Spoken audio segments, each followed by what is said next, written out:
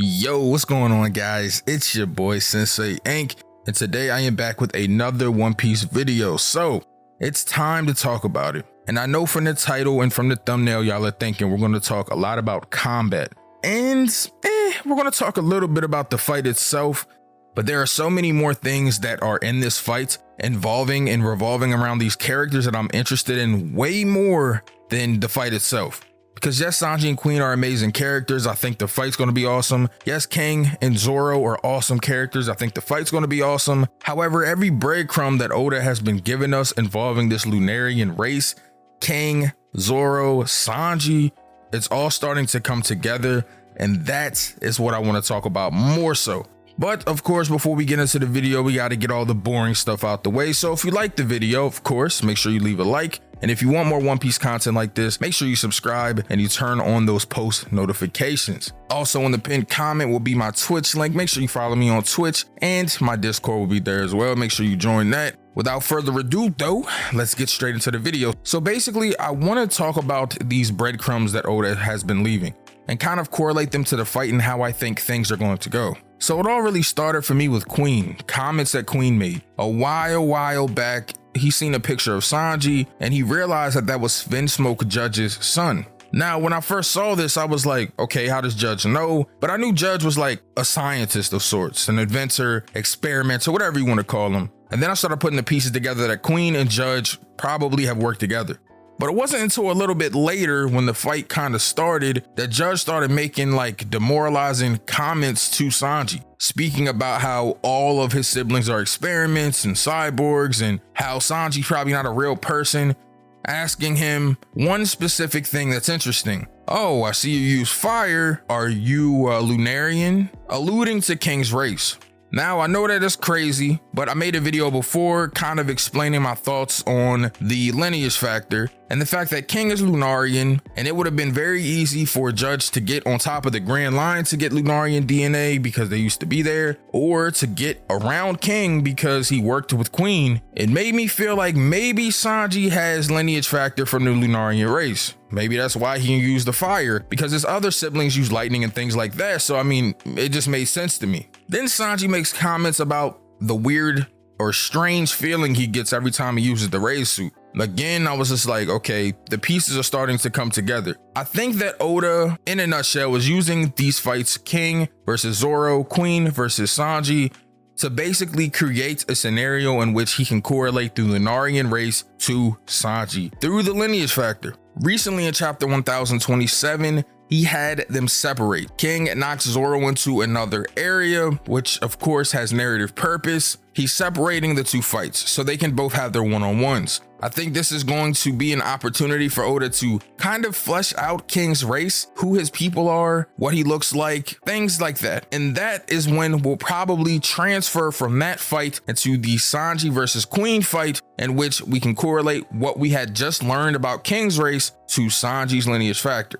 That's how I'm thinking things are going to go, at least the timeline of events. I think we'll find out very soon about King's race in the fight with Zoro, then correlate that to Sanji and Queen. Then Sanji and Queen's fight will probably happen, and we'll learn about how Judge got Lunarian DNA. Maybe Queen knows something and that's why Queen made those jokes. Maybe it wasn't really a joke. Maybe it was Queen legitimately thinking like, oh, well, I know I helped Judge get this Lunarian DNA before, so maybe you're the child that he used it on. Maybe the other one that uses electric could be Mink. You know, there's different races that could have been included in these lineage factor experiments on the children. I just don't think that Oda does things just to do them, at least not all the time.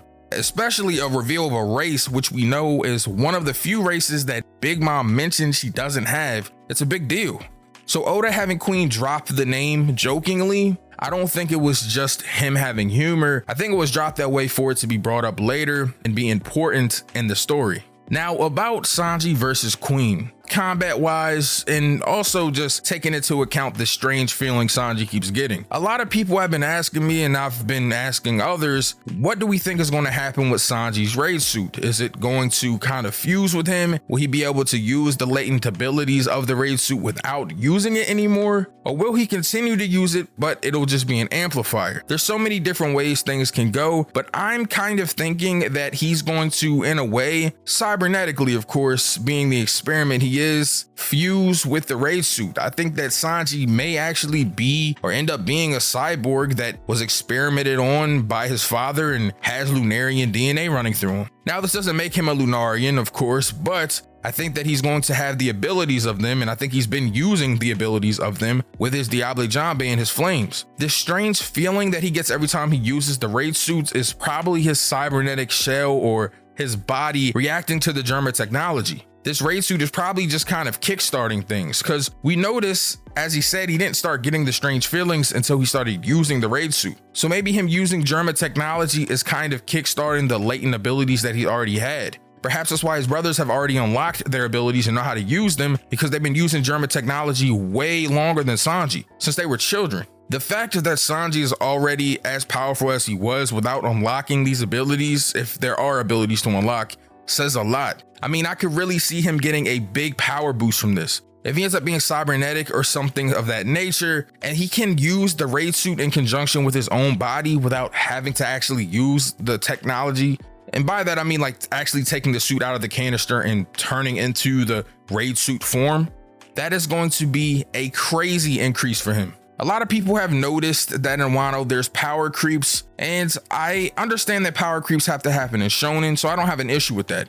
But I think the power creeps are definitely the raid suits and finding out everything we are about it, and also Zoro getting that training with Enma. These were placed in the story to help them grow, so I really can see Sanji getting these latent abilities unlocked, and that is how he's going to defeat Queen. Now, as far as King and Zoro, this is interesting. I think out of this fight, King's identity is what I'm so much more interested in out of this fight, out of the other fight. I just want to know what King looks like, who his people are, and get maybe a small flashback or a little backstory of his race. What were their purpose? Why are they important? Why were they wiped out? So many different questions that I hope are getting answered in this fight. We've seen recently the mask get cracked. We've seen a small glimpse of King, and I'm hoping to God, bro, that Oda makes him a dark-skinned brother, you feel me? Because that would be goated. Just think about him being black and having his entire race wiped out like that. You can't tell me Oda isn't trying to allude to something with that. Either way though, I think Oda's still the GOAT regardless, but it would be awesome if he was dark skinned. I thought at first the whole bodysuit and mask was because he got burnt. I thought his people just got burnt from having to use fire all the time, but clearly I was wrong because his skin looks normal. All I know is he doesn't want his identity revealed, I don't think, because he got severely angry. Like Kaido's men were even like, oh man, we don't really see King get angry like this. So I think it's awesome to see these emotions in him, especially since he's been so quiet and emotionless like this entire arc. It's nice to get character moments out of King though. We find out that he's a brawler. He doesn't care about the whole like sticking to swordsman thing. And we find out that he did get very angry about this whole thing with his mask getting cracked. I think that this fight with Zoro is important for Zoro as well though, because this is going to be the fight that Zoro realizes that he's going to have to dig deep to fight someone and defeat them.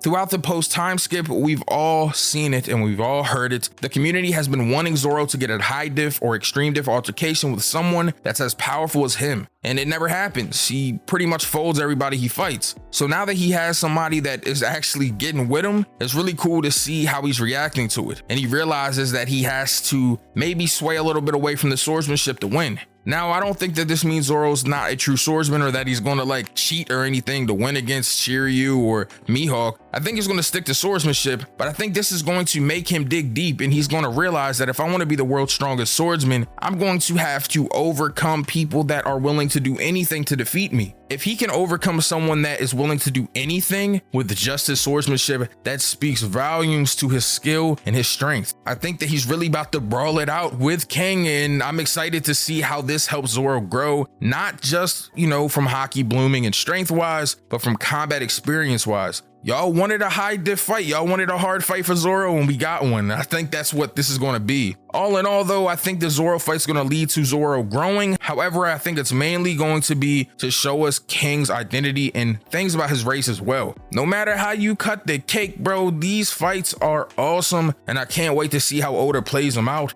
I mean, everything about the Sanji and Queen fight, the King and Zoro fights, Zoro's lineage with the whole Ushimaru thing, King's identity, his race, Sanji with this whole raid suit and Germa thing, Queen and Judge's whole relationship. I mean, all of this shit is tying together, bro, and it's amazing. Oda's the GOAT. But guys, these are just my thoughts on how these fights will go and what I'm expecting to see. But I want to know what all of you think. So make sure you comment down below and let me know. And as always, I hope you all are staying safe and healthy during these trying times. This has been Synsei Inc., and I will see you all in the next video.